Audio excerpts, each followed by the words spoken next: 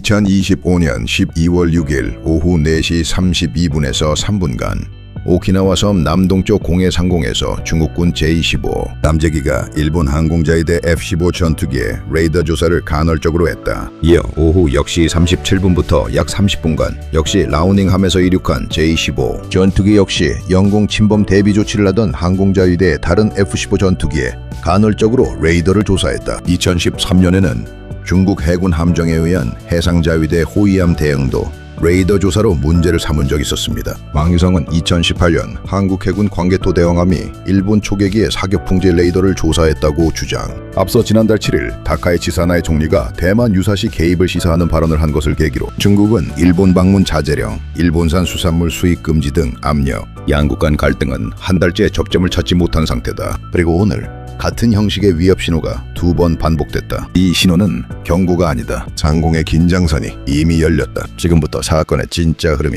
드러난다. 여러분의 구독과 한 줄 참여가 대한민국의 힘을 만든다. 새벽 2시 저는 작전실에서 비명을 지르는 듯 튀어오른 파형을 처음 보았다. 신호음은 간격을 잃고 흔들리며 공역 자체가 벌어지는 듯한 금속성 떨림을 뿜어냈고 그 순간 또 다른 J-15가 일본 F-15의 회피선을 따라붙어 31분 동안 동일한 조사 패턴을 집요하게 이어갔다는 기록까지 도착했다. 두 기체 사이의 간극은 예측 범위를 반복해서 벗어나며 충돌 직전에 불규칙한 굴절을 만들었고 신호는 선 형태를 잃고 점으로 분해되며 전자전 붕괴 직전의 구조를 드러내고 있었다. 하지만 더 충격적인 것은 그 다음이었다. 각국의 감시망이 서로 다른 방향으로 일제히 흔들리며 이 사태가 단일 사건이 아니라 5개 국가의 전략적 해석이 충돌하는 구조로 변하기 시작한 것이다. 미국의 예측 모델은 이미 전술 단계에서 벗어나 국제적 대응 체계가 개입할 시점을 계산하고 있었고 한국의 정밀 감시선은 혼돈 속에서도 패턴을 정확히 분리하며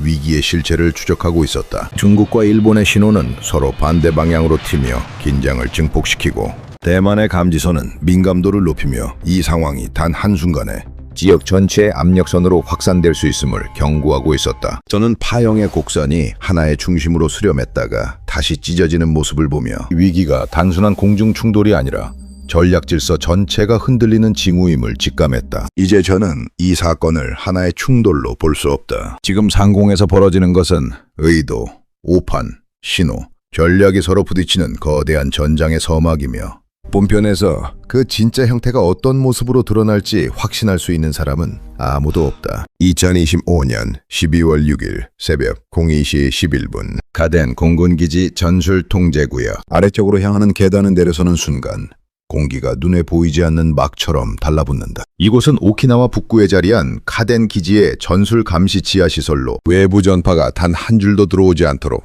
다중 차폐층으로 둘러싸여 있다. 영면을 가득 채운 스크린과 전자신호 패널은 미 공군 NASIC 전진 분석팀을 위해 구성되어 있으며 저는 그 가운데서 항공 파형과 신호를 실시간으로 해석하는 역할을 맡고 있다. 동아시아 상공에서 중국과 일본, 북한과 한국 전력이 만들어내는 모든 교전 패턴은 이 지하시설의 차폐막을 거쳐 판정된다. 오늘 새벽 호출은 평소보다 짧았고 그 짧음 자체가 이미 이상신호라는 뜻이었다. 붉은 경보등이 천장 가장자리에서 짧게 전멸하며 실내를 얕은 톤으로 덮는다. 정면 EW 패널은 이미 정상 곡선을 잃고 진폭이 솟구친 뒤 찢어지듯 갑작스러운 파열을 나타내고 있다. 주파수 대역을 분리하자. 스펙트럼 내부에서 일정한 간격으로 금속을 두드리는 듯한 흔적이 반복된다. 이 간격은 단순 경고 신호가 아니라 전술 압박 구간의 패턴과 유사하다. 저는 손가락을 조정판 위에서 잠시 멈추며 이 신호가 우발인지 의도인지부터 분명히 가려야 한다는 사실을 다시 떠올린다. 미 공군 NASIC 소속 항공 파형신호 분석관 인도태평양 지역 전진 감시 통제실 근무 중국과 일본 공군의 교전 패턴 전문 해석 담당 문서상으로는 단순한 직책이지만 이 지하시설에서는 제가 내리는 판단이 공역의 긴장선을 어떻게 규정할지와 직접 연결된다. 제 이름이 보고서에 남을 때마다 따라붙는 이 직책 설명은 오늘 새벽처럼 작은 오판, 한 번이 실제 교전으로 이어질 수 있다는 경고와 다르지 않다. 신호의 확대 화면이 떠오르며 출발점이 명확해진다. 중국 항모 라오닝함 인근에서 이륙한 J-15 한 대가 남쪽에서 북동쪽으로 휘어진 곡선을 그리며 일본 F-15로 접근하고 있다. 문제는 레이더 조사 방식이다. 간헐 조사라면 간격이 일정해야 하는데 파형은 얇게 찢어졌다가 다시 솟구치는 진동을 반복하며 공격 절차, 초기 단계에서만 나타나는 특징을 보여준다. 이상 신호는 거의 항상 위기로 연결되는 출발점이다. 각도 재확인 바랍니다. 통신선에서 낮은 음성이 흐르고 저는 반사적으로 벡터 창을 호출한다. 두 항적은 서로 다른 바깥 구역에서 출발했음에도 특정 지점에서 이상하게 동기화되어 있다. 이 지점은 조종사가 오판을 일으키는 자리이며 위기는 바로 이곳에서 태어난다. 중국 조종사는 일본 기체의 회피를 발사 전 준비로, 일본 조종사는 J-15의 비틀린 접근을 실제 공격 의도로 해석할 가능성이 있다. 저는 벡터를 다시 정렬하며 이 교전 패턴을 지난 10수년 동안 기록된 사례들과 비교한다. 레이더 조사 시간, 진입각도, 간헐 조사 간격, 회피기동 반응 속도까지 조합하면 단순 위협인지 실질적 준비 동작인지 분류할 수 있다. 그러나 지금 보이는 흔들림은 의도와 우발 사이 가장 좁은 경계 위에 떠 있으며 이 구간은 전진 감시 통제실이 가장 경계하는 시간대다. 여기서 판단이 흐트러지면 위기는 설명할 틈도 없이 급격한 충돌로 이어질 수 있다. 신호 유지됩니다. 짧은 보고가 들려오고 저는 화면을 더 가까이 당긴다. J-15는 각도를 비틀어가며 계속 조사 신호를 반복하고 있고 일본 F-15의 HUD에는 경계 표식이 연속 전멸해 조종사의 시야를 압박하고 있을 것이다. 화면 속 진폭이 순간적으로 튀어오를 때마다 상공에서는 누군가의 심박수가 동시에 빨라지고 있을 것이라는 사실이 머릿속을 스친다. 사된 지하의 이 전진 통제실은 종종 마지막 완충지대라고 불린다. 숫자와 곡선, 벡터와 진동만으로 위험을 판정해야 하는 공간이며 우리가 해석하는 한 줄의 신호가 상공의 위협을 되돌릴 수도 되돌릴 수 없는 충돌로 내몰 수도 있다. 지금 제 앞에 펼쳐진 곡선들은 동아시아 공역의 붉은 경계가 어디까지 밀려왔는지를 보여주는 지도와 다르지 않다. 그리고 저는 이 장면을 기록해야 하는 이유를 명확히 알고 있다. 이 분석은 사건 종료 후 미 공군 NASIC 전진 분석팀이 요구한 사후평가 보고이며 제가 당시 파형을 어떻게 읽고 판단했는지는 동맹군이 동일한 위기를 다시 마주했을 때 오판을 피하기 위한 기준이 된다. 따라서 지금 제 앞에 놓인 신호는 단순한 영상이 아니라 향후 공역 안전규칙을 결정할 자료다. 오늘 새벽 이 방에서 내려야 하는 판단은 그 책임이 제 손끝 위에 있다는 사실을 다시 실감하게 만든다. 작전실의 공기가 식어가는 순간 또 다른 경보가 꺼림칙하게 울리며 제 귀를 파고든다. 오후 6시 37분 두 번째 신호가 전송되었고 화면 중앙에는 더 강한 붉은 파장이 솟구치는 모습이 선명하게 박혀있다. 이번에는 짧은 압력선이 아니다. 연속된 진폭이 마치 단단한 금속판을 반복해서 내려치는 충격처럼 이어지고 있으며 신호의 간격은 공격 의도를 감추지 않는 형태로 정렬되어 있다. 저는 모니터를 다시 밀어당기며 이 신호가 첫 사건보다 훨씬 복잡한 공격 패턴을 포함하고 있다는 사실을 직감한다. 데이터를 확대하자 한 가지 사실이 즉시 드러난다. 이 항적은 중국 항모 라오닝함에서 이륙한 J-15의 것으로 추적되고 있으며 그 기체가 일본 F-15를 향해 무려 31분 동안 간헐적 레이더 조사를 반복한 흔적이 길게 이어지고 있다. 31분은 우발적 마찰로 설명될 수 없는 시간이고 항모에서 이륙한 전투기가 이런 패턴을 유지한다면 그것은 작전 개념에서 의도된 압박에 가까운 단계로 판단된다. 저는 이 진폭을 기록하는 동안 손가락이 얼어붙는 듯한 떨림을 숨기기 어렵다. 그때 통신선에서 날카로운 음성이 짧게 끊기며 들어온다. 신호 유지됩니다. 보고는 단문이지만 뜻하는 바는 명확하다. 중국 기체가 일본 전투기 주변에서 계속 흔들리는 각도로 레이더를 뿌리고 있다는 사실은 이미 위험선을 넘어선 상태이고 일본 조종사가 느끼는 압박은 HUD의 떨림으로 그대로 전해진다. HUD 상단의 고도지표와 거리지표가 진동하며 잠시 고정을 잃는 장면이 파형과 함께 일그러져 보인다. 이 상황은 지형이 없는 상공에서 발생하는 가장 위험한 패턴이다. 저는 다시 파형을 비교하며 4시 32분 사건과 겹쳐보는데 두 사건의 항적은 서로 다른 출발점에서 시작되었음에도 충격선의 구조가 너무 유사해 식은땀이 흐른다. 첫 사건은 경고로도 보였지만 두 번째 사건은 완전히 다른 성격이다. J-15의 불규칙한 상하 기동은 상대 반응을 유도하는 접근 패턴을 포함하고 있으며 이런 패턴은 교리에서 공격 준비 단계에서 사용되는 형태와 부분적으로 일치한다. 저는 이 흐름을 보고 있는 순간 마음속에서 불안이 한층 더 날카롭게 변한다. 지휘관의 음성이 다시 통신선으로 흘러온다. 물리학 확인합니다. 그의 돈은 침착하지만 결코 안정된 상황이 아니다. 일본 기체는 충돌 회피를 위해 각도를 틀고 있지만 간섭 신호가 기류를 따라 휘어지며 항적 사이에 작은 틈만 남긴다. 이 틈은 불안정하다. 파형이 계속 일그러지면 거리를 판단할 수 없게 되고 그 순간 충돌 가능성은 눈 깜짝할 사이에 상승할 것이다. 저는 파형 위로 번지는 거친 노이즈를 보며 상공 전체가 갈라질 듯한 긴장에 사로잡힌다. 두 신호가 겹치는 지점에서 기압 변화가 시각적으로 드러나는 듯한 진동이 화면을 메우는 순간 저는 이 상황에 단순한 충돌 우려가 아니라 실제 위기 발생 직전임을 확신하게 된다. 이제 남은 것은 다음 파형이 어디로 솟구치는가이며 그 결과가 상공의 운명을 결정할 것이다. 저는 숨을 짧게 고르며 이 데이터를 다시 정렬하고 그 떨림 하나하나가 전술적 경계선을 벌써 넘어섰다는 사실을 인정한다. 상황은 이제 더 이상 정지 상태가 아니라 위기로 기울어가는 속도 자체가 위협이다. 파형의 기류가 흔들리는 순간 화면 전체에 금속성 떨림이 번지며 제 시야가 급격히 어두워졌다. 두 개의 항적이 서로 다른 방향에서 접근하고 있음에도 일평 구간에서 동기화되듯 흔들리는 모습이 나타나고 있으며 이런 진동은 의도한 기동과 우발적 반응이 서로 얽혀 있을 때 나타나는 가장 위험한 신호이다. 저는 벡터를 다시 정렬하며 파형이 어디로 솟을지 예상하지만 데이터는 예측을 비웃듯 일그러졌다가 다시 치고 오른다. 현재 상태는 단순한 공중마찰을 넘어 충돌 전 단계로 모습을 바꾸고 있다. 파형을 더 확대하자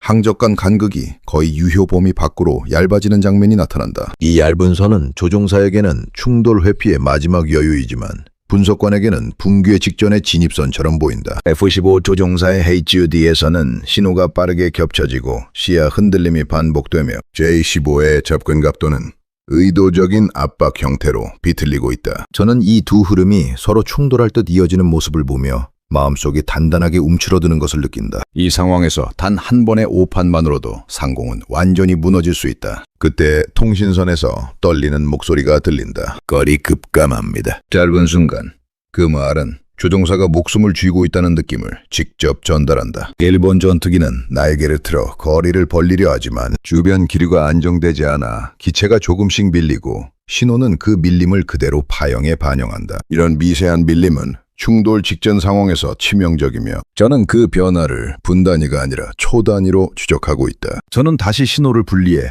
각 진폭이 어떤 경로를 만드는지 확인하려 하지만 지면이 없는 상공에서는 좌표를 잃은 변이가 오히려 더 불안정하게 나타난다. 더 큰 문제는 두 기체가 서로를 오해할 가능성이 점점 커지고 있다는 점이다. J-15는 일본의 기동을 공격징으로 오판할 수 있고 F-15는 중국 기체의 비틀린 각도를 실제 공격 기동으로 간주할 수 있다. 이 오해 하나가 공중전의 문턱을 열 수 있다는 사실은 언제나 최악의 상황을 상상하게 만든다. 저는 데이터를 다시 정렬하며 몸에서 식은 공기가 한 줄기 흐르는 것을 느낀다. 지휘관의 지시가 다시 들려온다. 안섭선 유지합니다. 그 말의 의미는 명확하다. 우리에게 필요한 것은 충돌을 확인하는 것이 아니라 충돌을 막기 위한 마지막 관측이다. 그러나 신호는 우리 체감보다 더 빠르게 찢어지고 있으며 두 기체 사이에 전자적 압력선이 갈라진 얼음처럼 흔들리고 있다. 저는 파형 속에서 갈라진 균열이 점점 선명해지는 것을 보며 상황이 경고 단계를 완전히 벗어났다는 사실을 받아들인다. 여기서 더 흔들리면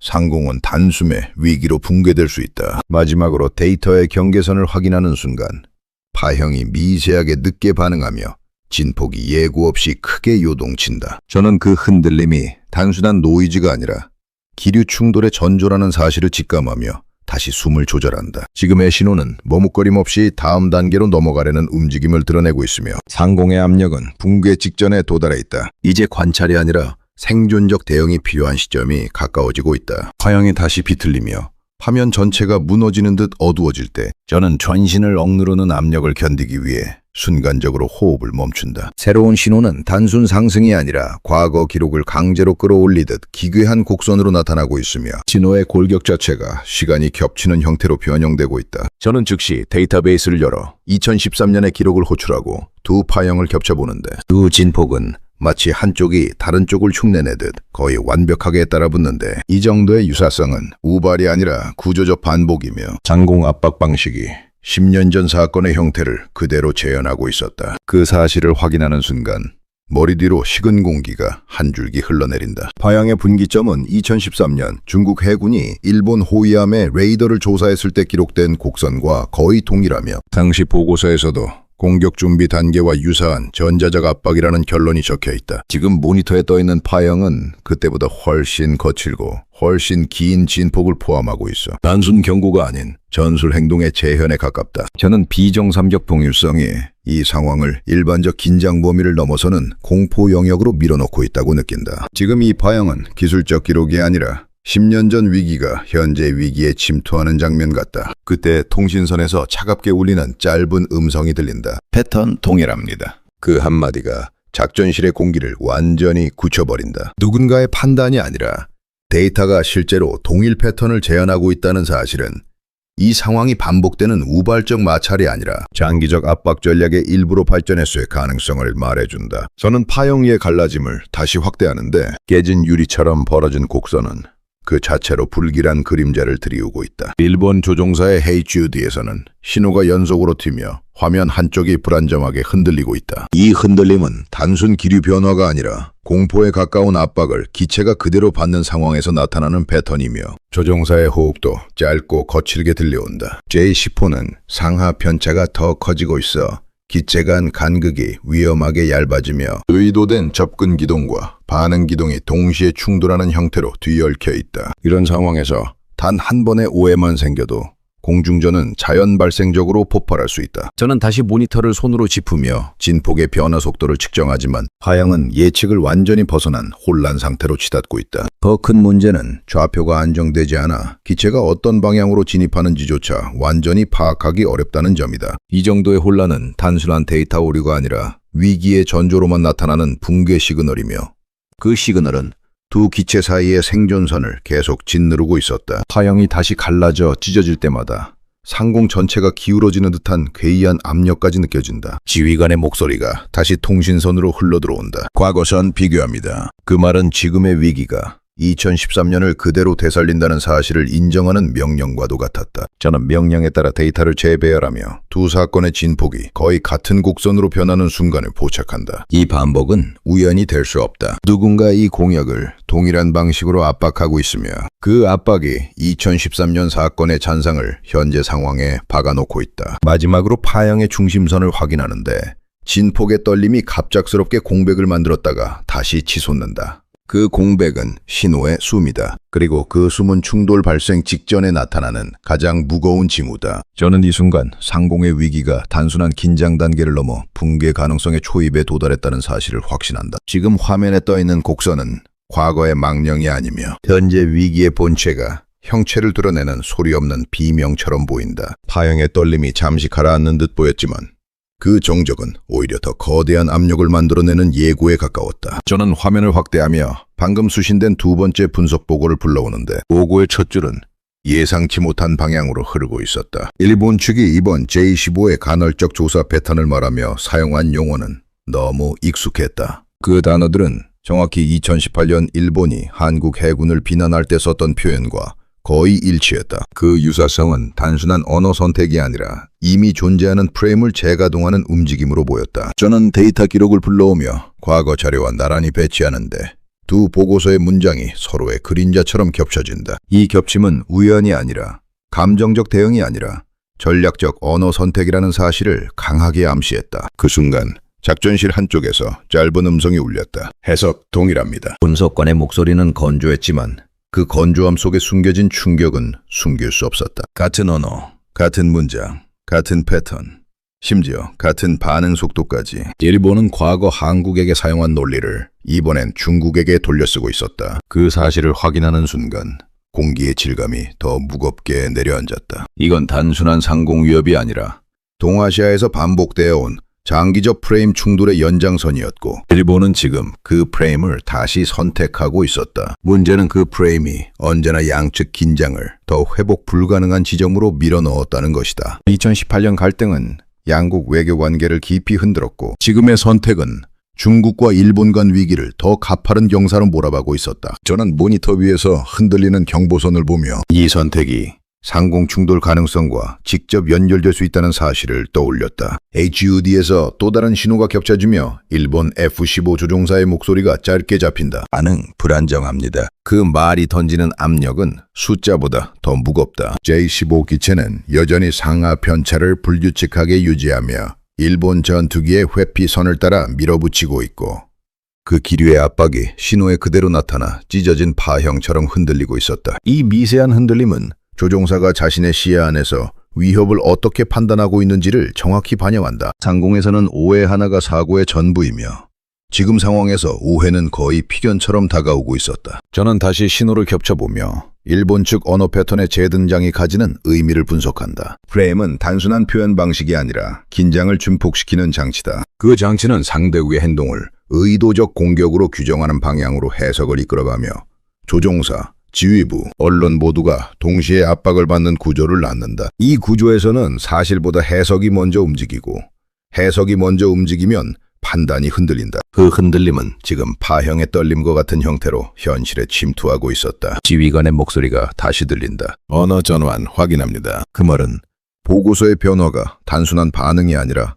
전술적 환경의 변화임을 의미했다. 언어는 상황을 안정시키기도 하지만 위기를 폭발시키기도 한다. 지금 일본의 선택은 후자였다. 프레임이 다시 시작되면 그 파급은 조종사 판단, 공중전 압박선, 외교적 대응 모두를 동시에 흔든다. 저는 이 순간 상공에서 일어나는 일이 데이터를 넘어 심리적 충돌로 확장되고 있음을 느낀다. 마지막으로 파형의 중심을 확인하는데 진폭이 다시 부서지며 이전보다 더 강한 금속성 떨림을 남긴다. 이 진폭의 무게는 과거 사건들과 현재 위기가 하나의 축으로 연결되고 있음을 보여주고 있었다. 저는 공중 위기의 형태가 더 이상 단일 사건이 아니며 반복되는 프레임과 오해의 층이 겹치며 더 깊은 단계로 미끄러지고 있다는 사실을 직감한다. 지금의 파형은 단순한 충돌 위험이 아니라 해석과 판단이 함께 무너질 때 나타나는 복합 위기의 곡선으로 보인다. 파형이 한순간에 둔탁하게 꺼졌다가 그 공백을 메우듯 폭발적인 금속음이 작전실 깊숙한 곳에서 되튀어 올랐다. 저는 무의식적으로 몸을 굳히며 화면을 다시 고정했지만 파형은 더 이상 선처럼 보이지 않았다. 위직선이던 진폭은 네 방향으로 퍼져나가며 마치 내부에서 갈라진 틈이 바깥으로 밀려나오는 듯한 형태를 알아볼 수 없는 구조로 붕괴하고 있었다. 이런 형태의 신호는 교범 어디에도 기록된 적이 없고 인공 혹은 우발이라는 해석조차 허용하지 않는 기괴한 패턴이었다. 제 손끝이 얼어붙는 느낌을 스스로도 감출 수 없었다. 진폭은 계속 나뉘고 갈라지며 신호 자체가 살아있는 것처럼 방향을 바꾸고 그 움직임이 실내의 공기마저 흔드는 듯한 압력을 만들어냈다. 이런 압력은 실제 전투 상황에서도 보기 어려운 수준이었다. 저는 진폭의 방향성을 추적하며 무엇이 이 파형을 왜곡시키고 있는지 분석하려 했지만 신호는 예측보다 더 빠르게 변해 조작된 전파와 자연적 간섭을 정확히 구분할 수 없었다. 이제 파형은 단순 위협이 아니라 전자전이 임계점을 넘을 때 나타나는 붕괴의 징후처럼 느껴졌다. 그때 통신선이 갑자기 갈라진 잡음 속에서 짧은 음성을 토해냈다. 관측 불가입니다. 그 한 문장은 수백 개의 지표보다 더 무겁게 들렸다. 관측이 불가하다는 말은 곧 판단 불가, 대응 불가, 예측 불가를 의미하고 그것은 공중전에서 가장 위험한 상황이다. 이제 우리는 위기의 형태조차 정확히 보지 못하고 있었다. 저는 다시 HUD 데이터를 불러오는데 일본 F-15 조종사의 시야가 심하게 흔들리고 화면 외곽에서 빛이 왜곡되는 장면이 나타난다. 이 왜곡은 기체 내부 센서가 감지하는 압력 변화와 밀접한 관련이 있으며 조종사가 체감하는 위협은 HUD 위의 떨림보다 더 직접적일 것이다. J-15의 항적은 상식을 벗어난 폭으로 흔들리고 있었고 그 흔들림이 구체적으로 어떤 의도인지 판단할 수 없다는 사실이 더 무서운 부분이었다. 공중에서 의도를 알 수 없음은 가장 공포스러운 변수다. 저는 신호를 다시 축소해 흐름을 잡으려 하지만 파형의 구조가 완전히 깨져 있어 상하 좌우의 좌표 자체가 무의미해지고 있었다. 이 구조적 부재는 전자전에서 가장 위험한 단계로 무질서한 신호가 아니라 의미가 사라진 신호에 해당한다. 그 순간 또 다른 음성이 짧게 이어졌다. 거리 판단 불능. 이 한마디는 우리가 지금 다시는 물러날 수 없는 지점에 들어섰다는 사실을 의미했다. 조종사는 더 이상 상대 기체의 방향이나 속도를 계산할 수 없고 판단이 흔들리면 회피 대신 충돌이 된다. 저는 숨을 한 번 고르고 파형을 손가락으로 짚으며 마지막 희미한 흐름을 잡아보려 했다. 그러나 화면 속 신호는 다시 한번 찢어지며 선이 아니라 조각으로 갈라졌다. 그 조각 하나하나는 서로 다른 방향으로 움직이며 전체 구조를 붕괴시키고 있었고, 이런 전개는 상공이 이미 위험 구간을 넘어 붕괴선에 진입했다는 의미였다. 아얌은 그 붕괴선을 시각적으로 보여주는 유일한 흔적이었다. 지휘관의 목소리가 낮게 울렸다. 임계점 접근합니다. 그 말은 판단이 아니라 선언이었다. 저는 그 선언이 가진 무게를 피부로 느끼며 이 상황이 더 이상 분석의 영역이 아니라 생존의 영역으로 넘어갔다는 사실을 받아들였다. 지금 신호는 더 이상 파형이 아니라 공중 전체가 흔들리고 있음을 알려주는 경고음에 가까웠다. 마지막으로 모니터를 확인하는 순간 진폭이 예고 없이 꺼졌다가 다시 강하게 치솟는다. 그 움직임은 심장 박동 같지만 그 박동은 정상 생명 신호가 아니라 위기의 맥박이었다. 저는 그 맥박이 상공의 균열을 드러내는 마지막 신호일지도 모른다는 불길한 예감을 떨칠 수 없었다. 이제 공중 위기는 관찰과 예측의 단계가 아니라 붕괴가 열리는 문턱에 들어선 상태였다. 진폭이 한 차례 거칠게 갈라진 후 파형은 이전과 전혀 다른 형태로 다시 나타났다. 턴이 아니라 점이었다. 수십 개의 점이 화면 위로 동시에 튀어오르며 서로 다른 속도와 크기로 퍼져나갔고, 그 움직임은 전자전 신호가 붕괴를 넘어 증식하는 현상처럼 보였다. 저는 즉시 신호를 고정하려 했지만 데이터는 제 손보다 더 빠르게 변했고, 지금 화면은 단일 사건이 아니라 다중 위기 출현을 의미하는 조짐으로 가득 차 있었다. 파형이 확대될수록 공기의 진동이 더 심해지고 작전실 바닥마저 울리는 저주파 음압이 귀 안쪽을 떨리게 만들었다. 점들의 움직임은 질서가 없었다. 그러나 그 무질서 속에는 설명할 수 없는 일관성이 있었다. 점들은 서로 다른 방향으로 튀어오르다가 어느 순간 동일한 중심축을 기준으로 패턴을 형성하더니 극히 짧은 시간 동안 동시에 수렴했다. 이건 단순 간섭이 아니다. 제가 지금 보고 있는 건 다중기체 혹은 다중전자전 장비가 동시에 신호를 발한 상황이었다. 공역 전체가 흔들리는 듯한 파장의 울림은 그 사실을 부정할 수 없게 만들었다. 그때 통신선에서 끊긴 숨소리 사이로 짧은 대사가 들려왔다. 신호 다중화 진행 중. 분석관의 목소리는 거의 들리지 않을 정도로 잠겨 있었고 그 잠김 속에서 공포가 그대로 스며나왔다. 신호 다중화는 전술적 구도에서 가장 위험한 단계이다. 이는 상대가 단일 기체의 반응을 넘어서 주변 공역까지 동시에 조작하고 있음을 의미하며 그 가능성만으로도 조종사와 분석관 모두에게 결정적 부담을 준다. 저는 즉시 신호 분리 기능을 작동시키며 각 점의 출처를 추적하려 했지만 파양은 분리되기보다 더 큰 집단으로 합쳐졌다. 이렇게 합쳐지는 신호는 공격체계의 에스컬레이션 단계에서 나타나는 고유 패턴으로 개별 기체가 아니라 복수의 전자전 플랫폼이 동시에 움직이는 경우에만 관측된 적이 있었다. 이 움직임은 우발로는 설명되지 않는다. 저는 곧바로 이 상황이 공중전 개입 위험을 초과하고 있다는 판단을 내렸다. 이제 위기는 단일 국가 간 충돌이 아니라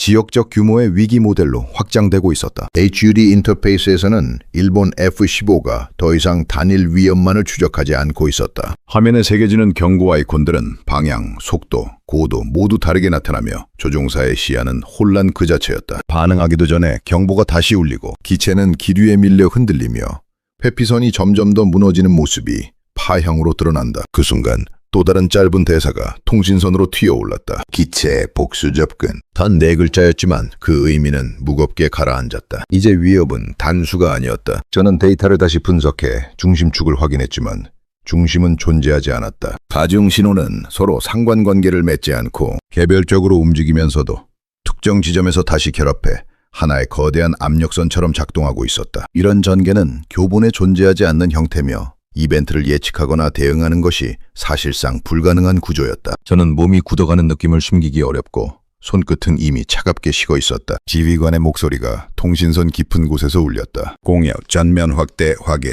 그 말은 단일 사건이 붕괴하고 있으며 위기가 확장 단계로 진입했음을 공식적으로 선언하는 문장이었다. 이제 단순히 두 기체 간 충돌을 막는 문제가 아니라 전체 공역 내에서 발생할 수 있는 연쇄적 충돌을 대비해야 했다. 저는 파형의 중심을 다시 짚으며 이 확장된 위기가 얼마나 빠른 속도로 구조를 바꿔놓고 있는지 절감했다. 마지막으로 화면이 다시 번쩍이며 세 번째 진폭이 기반을 잃은 듯 요동쳤다. 그 움직임은 더 이상 선, 점, 혹은 파형이 아니었다. 저는 그 형태를 언어로 설명할 수 없었고 단지 균열이라는 단어만이 떠올랐다. 지금의 신호는 상공이 물리적으로 갈라지고 있다는 착각을 줄 만큼 기괴한 구조였고 그 균열은 위기를 단순 확장이 아니라 폭발로 전환할 준비를 끝낸 형태였다. 저는 숨을 다시 가다듬으며 이 순간이 전체 사태의 진짜 분기점이라는 사실을 직감한다. 파양이 다중신호로 갈라진 뒤 작전실의 공기는 더 이상 좁은 방 안의 공기가 아니었다. 음압이 밀려올 때마다 전체 공간이 흔들리는 듯했고, 이 위기가 이미 한 국가 내부에서 다룰 수 없는 규모로 확장되었음을 직감하게 만들었다. 저는 흔들리는 화면을 다시 잡으며 신호 스펙트럼을 조정했지만 파형은 더 이상 단일 구조가 아니라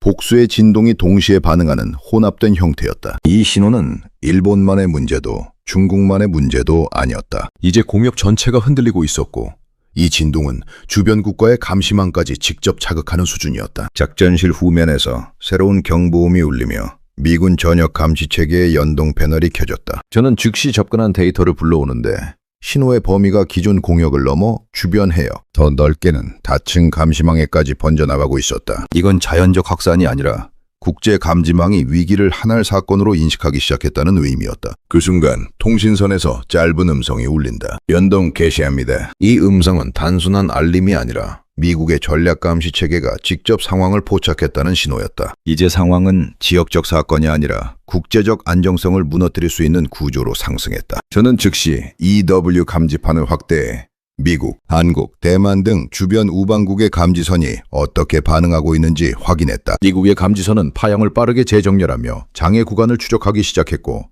한국 측 감지망은 위기 확산을 매우 정교한 패턴으로 포착하고 있었다. 특히 한국 감지선의 정밀도가 제게 강렬한 인상을 남겼다. 복수의 진동을 정확히 분리해내는 방식은 이 지역에서 가장 빠르고 안정적이었다. 저는 이 포착 속도가 국제 기준에서도 높은 수준이라는 점을 즉시 이해했다. 위기 구도는 이제 3자 중일미가 아니라 4자, 5자의 구조로 확장되고 있었다. 그 순간 일본 F-15 조종사의 음성이 짧게 잡혔다. 식별 불능 증가. 그 말은 단순한 상황 보고가 아니라 조종사 생존 구조의 기반이 흔들리고 있음을 의미했다. 식별 불능 구간이 늘어난다면 상대 기체의 위치, 속도, 의도를 모두 오판할 가능성이 생기며 이 오판은 국제적 충돌로 이어질 수 있다. 저는 HUD 데이터를 다시 복원하지만 기류와 전파가 충돌하는 방식은 정상적 패턴과 너무 달라 감각적으로도 분리하기 어렵다. 지금 이 상황은 기술의 영역을 넘어 의도 해석의 전쟁으로 변하고 있었다. 저는 미국 전략센터에서 전달한 두 번째 데이터 그룹을 확인했다. 그 그룹은 단순 항적이 아니라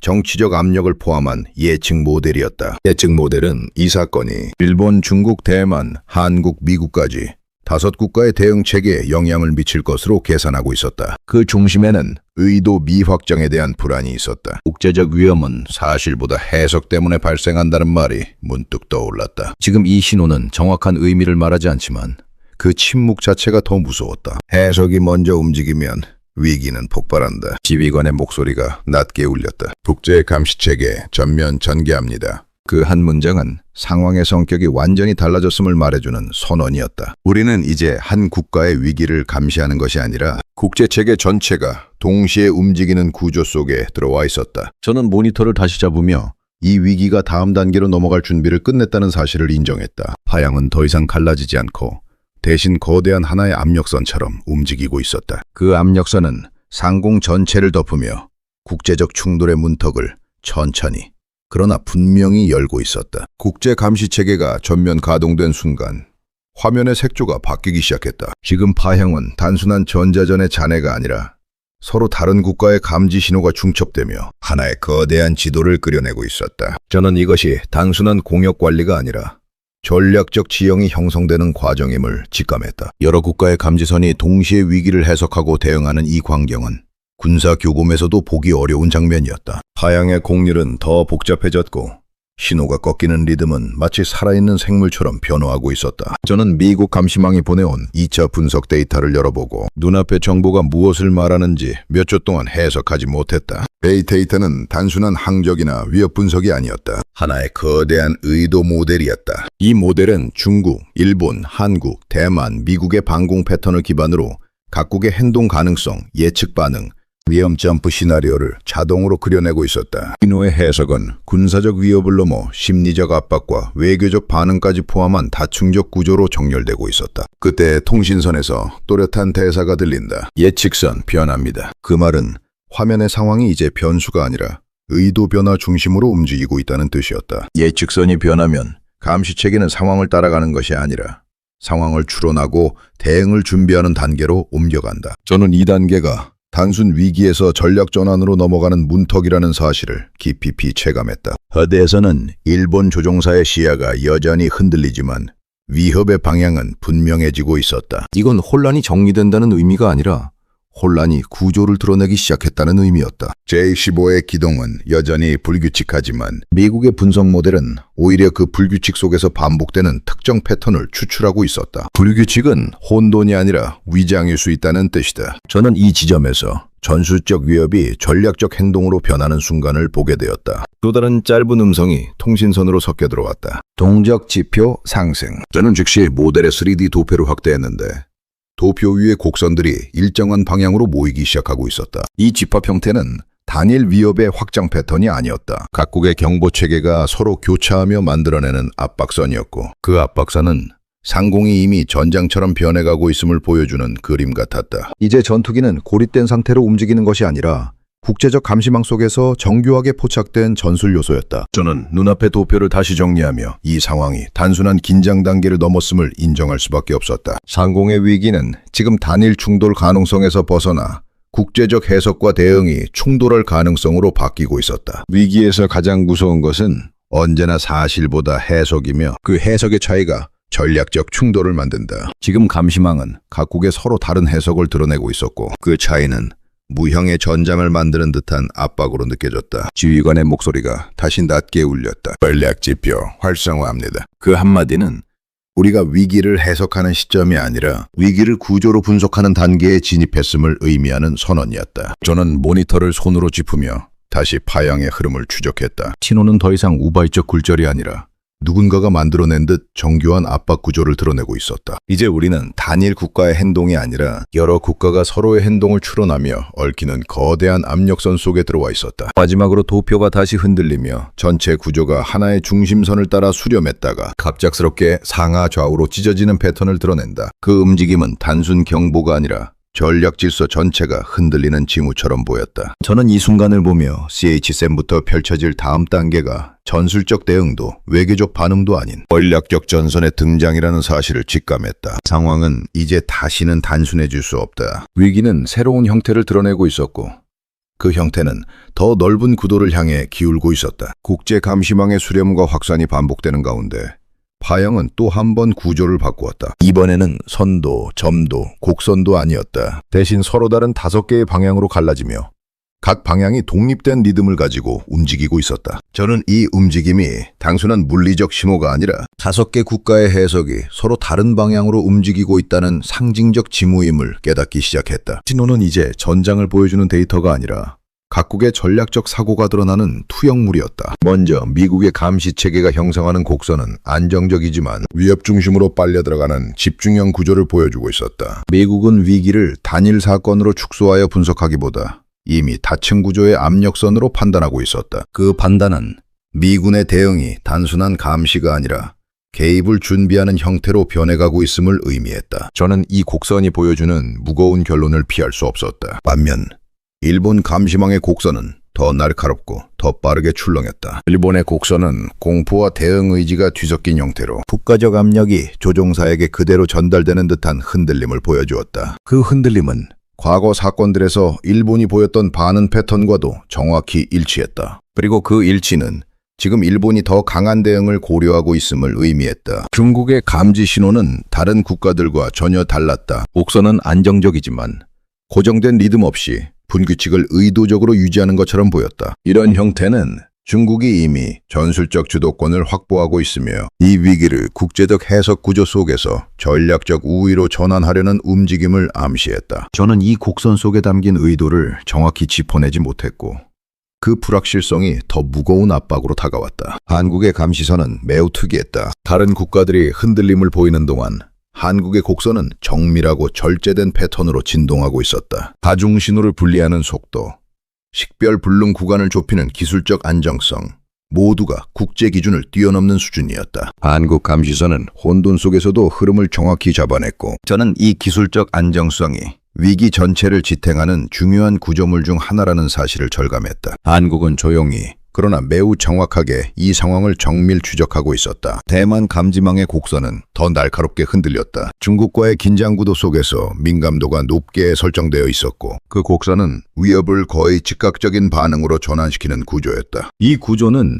상황이 조금이라도 더 악화되면 대만이 빠르게 대응할 수밖에 없음을 의미했다. 즉 해석의 차이가 단 하나의 작은 신호에도 폭발적인 외교적 파장을 일으킬 수 있는 상황으로 들어가고 있었다. 그때 통신선에서 짧은 보고가 흘러들어왔다. 해석선 분열 확인. 그 말은 단순 상황 보고가 아니라 위기가 사실의 영역을 떠나 해석의 전장에 도달했음을 선언하는 문장이었다. 해석이 분열되면 각국의 대응도 분열되고 대응이 분열되면 전략적 질서가 흔들린다. 지금 우리는 그 흔들림 한가운데 있었다. 저는 다시 파형을 축소해 전체 구조를 보았다. 5개 국가의 선들이 서로 다른 방향으로 뻗어나가다가 특정 지점에서 겹치고 다시 힘있게 흩어지는 모습은 마치 하나의 거대한 대륙판이 갈라지는 장면처럼 보였다. 이 장면은 군사적 위협이 아니라 전략적 균열을 시각화한 도표였고 그 균열은 상공 위기가 단순 충돌이 아니라 국가적 판단과 전략적 선택이 부딪히는 초입에 들어섰음을 말해주었다. 지휘관의 목소리가 다시 울렸다. 전략상 추가 분석합니다. 그 말은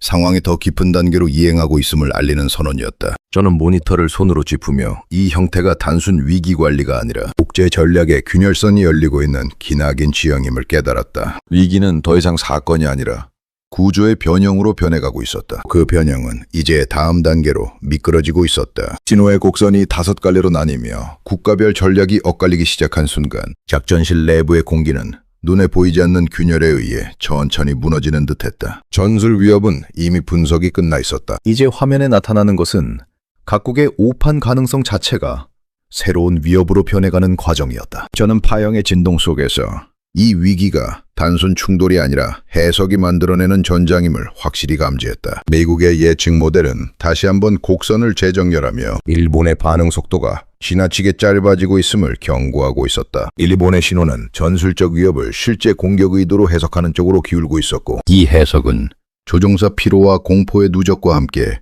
더 급격히 왜곡될 수 있는 위험성을 지니고 있었다. 저는 예측 모델이 점점 더 붉어진 값을 출력하는 것을 보며 반응이 너무 빠르다는 생각을 숨길 수 없었다. 그때 통신선에서 건조한 보고가 울렸다. 일본 측 반응 속도 증가. 이 짧은 문장이 주는 압박은 단순 숫자 이상의 무게를 가지고 있었다. 공중전에서 반응 속도는 곧 해석의 속도이고 해석의 속도는 오판과 직결된다. 중국의 감지선은 기존의 불규칙 패턴을 더 넓은 범위로 확장하며 일본 기체의 회피선을 의도적으로 압박하는 형태를 드러내고 있었다. 이 행동은 공격이라 단정할 수 없지만 의도적으로 오해를 유발할 가능성을 키우는 움직임이었다. 저는 이 구조가 전형적인 의도 모호성 전략이라는 사실을 직감했다. 상대의 반응을 끌어올리고 오판을 유도하는 전략. 한국의 감시선은 여전히 정확했다. 다중신호를 분리해 흐름을 안정된 구조로 재정렬하고 있었고 이 정밀도는 국제 감시망 중 가장 높은 정확도를 유지하고 있었다. 저는 한국 감지선이 보여주는 안정성이 전체 위기의 숨은 지지대처럼 느껴지기 시작했다. 그러나 문제는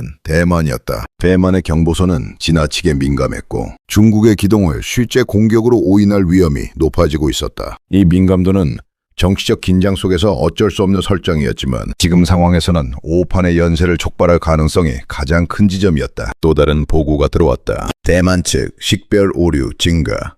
저는 모니터를 더 가까이 끌어당기며 이 오류가 단순 기술 문제가 아니라 심리적 압박이 시스템에 반영된 결과라는 사실을 이해했다. 이제 각국의 감지선은 데이터를 보는 것이 아니라 자신들이 보고 싶은 형태로 위기를 해석하고 있었다. 그리고 그 해석의 차이가 상공 전체를 전투 직전의 경계로 밀어붙이고 있었다. 지휘관의 목소리가 낮게 울렸다. 전략 균열 확산합니다. 그 말은 상황이 누군가의 통제를 떠나 자체적으로 위기를 증폭시키는 단계에 이르렀음을 의미했다. 저는 파형의 갈라진 틈이 더 넓어지는 모습을 바라보며 이제 이 위기가 단순 사건이 아니라 국가별 해석이 충돌하는 거대한 전략 전선으로 변하고 있음을 실감했다. 그리고 그 전선의 폭발점이 더 이상 멀지 않았다는 사실도 함께 느끼고 있었다. 파형은 이미 갈라질 대로 갈라져 있었고 그 틈 사이로 쏟아지는 진폭은 더 이상 전자전의 흔들림이 아니라 각국의 판단이 서로 부딪히며 만들어낸 해석의 충격파처럼 보였다. 저는 다시 화면을 고정하며 신호를 분류하려 했지만 신호는 분류될수록 더 흐트러져 각 국가의 감시선에 서로 다른 의미를 투사하는 기괴한 형태로 변해가고 있었다. 이제 데이터의 문제가 아니었다. 각국이 서로 다른 위기를 보고 있었고 그 위기가 서로의 해석 속에서 증폭되고 있었다. 일본의 감지선은 이미 거의 선명한 적대 패턴으로 기울어 있었다. J-15의 기동을 회피선 위반으로 인식하는 부분이 늘어나면서 시스템은 공격 징후로 분류하는 경보의 빈도를 계속 높이고 있었다. 해유디에서는 조종사의 호흡이 짧게 끊기며 장비의 진동을 따라 흔들리고 있었고 기류가 불안정한 틈을 타 경보음이 더 빠르게 축적되고 있었다. 그때 통신선에서 날카로운 대사가 튀어올랐다. 위협지표 상승. 이 말은 단순한 조종 보고가 아니라 일본 내부 판단 체계가 더 강한 대응으로 이동하고 있음을 의미했다. 중국의 신호는 더 넓은 곡률로 패턴을 바꾸며 일본 기체의 회피선을 반복해서 교란했다. 그러나 이 교란은 공격이라 단정할 수 없는 미세한 변동으로 구성되어 있어 해석의 여지를 남겼고 바로 그 모호성이 오판을 더욱 빠르게 불러오는 촉매제로 작동하고 있었다. 중국의 의도는 여전히 분명하지 않았지만 그 불분명함 자체가 지금 상황의 가장 큰 위험 요소로 떠올랐다. 저는 미국 예측 모델을 다시 호출해 다층 구조를 정렬했지만 모델은 더 이상 일정한 방향성을 보여주지 못했다. 미국 측 데이터는 일본의 오판 가능성이 급격히 상승하고 중국의 의도 모호성 지수가 동시에 치솟는 역전 구간을 표시하고 있었다. 이 역전 구간은 해석이 서로 반대로 움직일 때 나타나는 가장 위험한 지점이었다. 저는 화면을 보며 이 위기가 단순한 충돌 우려를 넘어 해석 충돌에 의한 외교 붕괴 직전 상태로 기울고 있음을 감지했다. 그때 한국 감시선이 갑자기 정밀 패턴을 재정렬하며 다른 국가들이 놓친 미세한 흔들림을 정확하게 잡아냈다. 한국의 기술은 다중신호를 분리하며 붕괴 직전 구조에서 일정한 흐름을 복원하고 있었다. 그러나 이 복원이 전부 해결을 의미하지는 않았다. 한국 감지선이 보여주는 정확성은 무엇이 실제로 일어나는가를 알려줄 뿐 각국이 그 정보를 어떻게 해석하는가는 완전히 다른 문제였다. 해만 감시선은 그 어느 때보다 흔들리고 있었다. 중국의 반복 교란 패턴을 실제 공격으로 인식하는 빈도가 폭발적으로 증가하며 시스템은 상황을 고위험 단계로 밀어올리고 있었다. 이 불안정한 반응이 일본의 판단과 교차할 경우 두 국가의 해석은 서로를 증폭시키는 사슬처럼 움직일 수 있었다. 통신선에서 또 다른 대사가 울렸다. 해석 충돌 확대. 저는 그 문장을 듣는 순간 이제 위기가 사실이 아니라 해석의 전장에서 직접 충돌하고 있음을 깨달았다. 저는 다시 파형을 축소해 전체 구조를 보았다. 5개의 감시선은 각기 다른 방향으로 흔들리면서도 특정 지점에서 서로 부딪히고 있었다. 이 장면은 단순한 신호가 아니라 전략 체계가 서로 다른 진실을 만들어내는 순간이었다. 지휘관의 목소리가 낮게 울렸다. 통제선 붕괴 직전입니다. 그 말은 지금 상황을 정확히 요약하는 단 한 문장이었다. 우리는 위기를 설명할 수 없었고 각국은 서로 다른 위기를 보고 있었고 그 해석의 간극은 더 넓어지고 있었다. 저는 파형의 마지막 흔들림을 바라보며 이제 이 위기가 단순한 충돌 가능성을 넘어서 외교 붕괴가 일어날 수 있는 지점까지 도달했다는 사실을 인정했다. 그리고 다음 단계는 통제되지 않는 행동과 오판이 실제 충돌로 이어질 수 있는 가장 생생한 위험의 장이었다. 파형의 균열이 가장 넓어진 순간 작전실 내부는 마치 공기 자체가 눌리는 듯한 압박으로 가득 차 있었다. 오판과 오해가 중첩되며 각국 감시선은 서로 다른 진실을 만들어내고 있었고 저는 이 형태가 더는 통제 가능한 구조가 아니라는 사실을 인정할 수밖에 없었다. 그러나 바로 그때 한국 감시선의 색조가 다른 모든 국가의 신호와 달리 흐려지지 않고 선명해지는 모습을 처음으로 확인했다. 그 선명함은 혼돈 속에서 방향을 잡는 하나의 축처럼 보였다. 한국 감시선은 다른 국가들이 놓친 작은 흔들림을 다시 읽어내며 다중파형 구조에서 공통 요소만을 추출해 재정렬하고 있었다. 저는 그 재정렬 과정을 확대했는데 파형의 복잡한 층이 한 겹씩 벗겨지며 의미가 분리되는 모습은 군사교범에서 본 어떤 분석 시스템보다 더 정교했다. 이 분석은 단순 기술이 아니라 해석의 무질서를 제거하는 과정이었다. 그때 한국 측 분석관의 음성이 통신선에 짧게 잡혔다. 흐름 재구성 확인. 이 한 문장은 지금까지의 기류를 완전히 바꾸는 힘을 갖고 있었다. 흐름이 재구성된다면 오판의 근거가 된 잘못된 진폭과 왜곡된 굴절을 구분해낼 수 있다는 뜻이다. 저는 한국 감시선이 재구성한 파형을 다시 띄웠다. 복잡하게 흐트러진 신호 사이에서 공통된 기저 움직임이 분리되어 선명한 형태로 나타나고 있었다. 이 형태는 중국의 의도 모호성 전략을 다시 해체하는 구조를 보여주고 있었고, 그 구조는 일본이 오판했던 움직임도 실제 공격 패턴이 아님을 드러내고 있었다. 강한 충격이 제 몸에 그대로 전달되는 느낌이었다. 지금 이 순간 혼돈의 중심에서 진실의 단면이 열리고 있었다. 또 다른 보고가 들어왔다. 간섭원 추적 비율 상승. 한국 시스템이 다중신호를 분리해 핵심 간섭원을 좁히고 있었고, 그 결과 일본 측 조종사가 느낀 압박이 실제 기동이 아닌 파형 왜곡이 만들어낸 가상 압력임이 드러나고 있었다. 저는 그 사실을 확인하는 순간 숨이 조금 멎는 듯했다. 만약 한국의 감시선이 이 구조를 재구성하지 못했다면 일본의 판단은 그대로 전술적 대응으로 이어졌을 것이고, 중국은 그 대응을 또 다른 패턴으로 해석하며 상공의 위기는 실제 충돌로 이동했을 것이다. 한국 기술은 이 연쇄 반응의 가장 위험한 고리를 끊어내고 있었다. 저는 다시 파형을 축소해 전체 구조를 보았다. 크고 복잡한 곡선이 서서히 정돈되며 가중국가의 해석이 수렴 가능한 한 점을 향해 모이고 있었다. 이 수렴점은 혼돈 속에서 유일하게 흔들리지 않는 기준이었고, 그 기준은 한국 감시선의 정밀 재구성 덕분에 만들어지고 있었다. 지휘관의 목소리가 낮게 울렸다. 한국 측 분석 반영합니다. 그 말은 국제 감시망 전체가 한국의 데이터 구조를 기준으로 다시 정렬된다는 의미였다. 저는 이 결정이 위기를 어떤 방향으로 움직이게 할지 직감적으로 이해할 수 있었다. 지금까지의 혼돈은 각국이 서로 다른 진실을 보고 있었기 때문에 발생한 위기였다. 그러나 한국 기술은 그 진실의 공통축을 찾아 다시 하나의 구조로 묶어내고 있었다. 이것은 단순한 분석이 아니라 전략적 개입이었다. 저는 파형이 마지막으로 정렬되는 순간 이 위기의 실체를 처음으로 정확하게 이해했다. 그리고 그 실체를 밝혀낸 것은 다른 누구도 아닌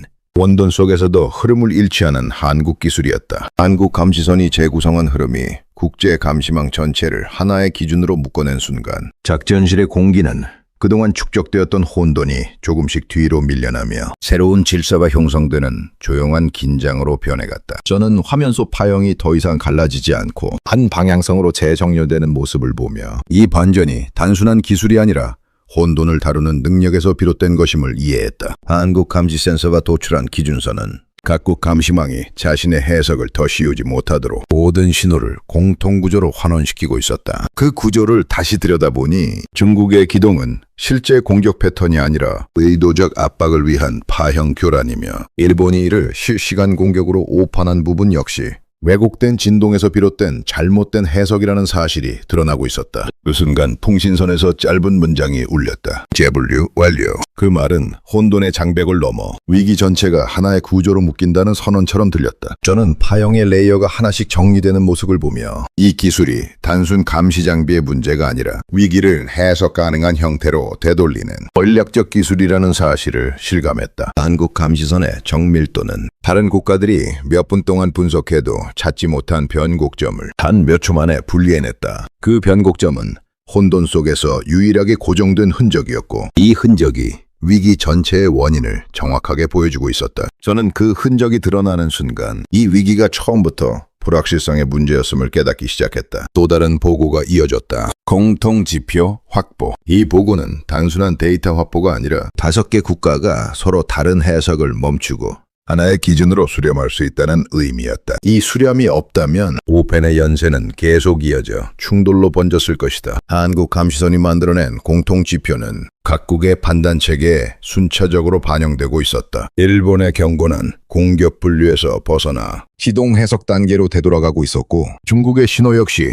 의도 불명 상태로 재분류되고 있었다. 대만의 경보선은 처음으로 흔들림이 멈추었고, 미국 예측 모델은 위험 곡선을 재정렬하며 안정 구간이 나타나기 시작했다. 한국의 기술은 단순히 데이터를 제공한 것이 아니라 데이터의 의미 자체를 다시 세우고 있었다. 이 재해석 과정은 국제 감시망이 필요한 단 하나의 기준을 만들어내고 있었고, 그 기준은 위기를 진정시키는 전략적 중심축으로 작동하기 시작했다. 지휘관의 목소리가 조용히 울렸다. 한국제 구조 반영 완료.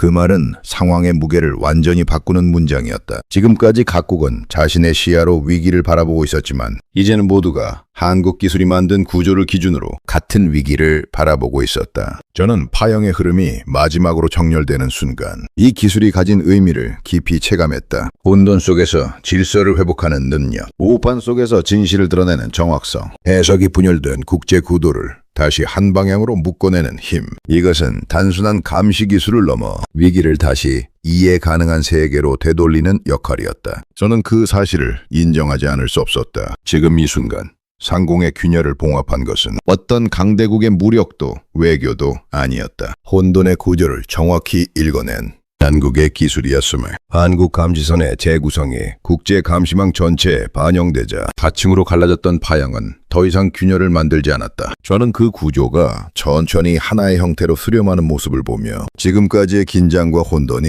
정확한 기준 하나만으로 이토록 빠르게 정리될 수 있다는 사실을 처음으로 체감했다. 이 위기의 끝은 어떤 힘이나 압박이 만든 결과가 아니라 정확성을 기반으로 한 해석의 복원이었다. 작전실의 공기 역시 변했다. 혼란을 밀어내던 떨림이 사라지고 지류는 다시 안정된 파동을 만들며 상공 전체가 서서히 안정 구간으로 진입하고 있었다. 심지어 통신선에 섞이던 거친 반응들도 하나둘씩 정돈되며 의미를 되찾고 있었다. 그때 지휘관의 목소리가 조용히 울렸다. 위협지표 장생범이 복귀합니다. 이 한 문장은 15장 전체를 관통한 긴장과 혼돈의 구조가 마침내 종결 단계로 접어들었음을 의미했다. 저는 모니터의 흐름을 다시 확인했다. 중국의 기동은 방어적 패턴으로 되돌아갔고 일본의 경보선은 공격 분류에서 완전히 벗어나 안정된 회피 패턴으로 복귀하고 있었다. 대만의 민감도는 정상 수치로 내려왔고 미국 예측 모델은 위험 곡선을 수정하며 위기가 더 이상 확산되지 않는다는 결론을 내리고 있었다. 그러나 이 장면에서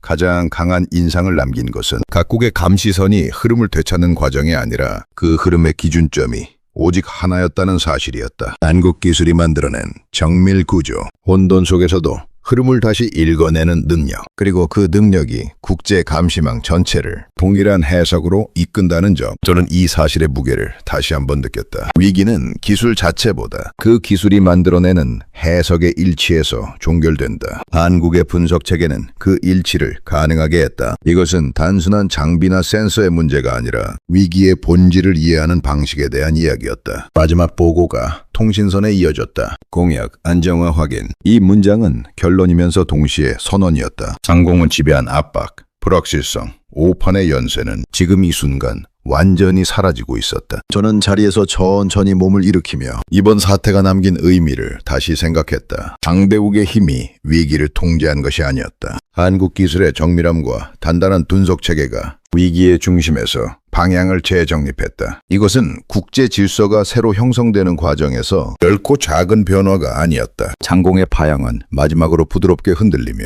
완전히 안정된 선으로 돌아왔다. 그 선은 단순한 신호가 아니라 혼돈을 질서로 바꾼 기술의 흔적이었다. 저는 그 흔적을 바라보며 이 위기의 중심에서 보여준 한국의 역할에 깊은 존경을 느꼈다.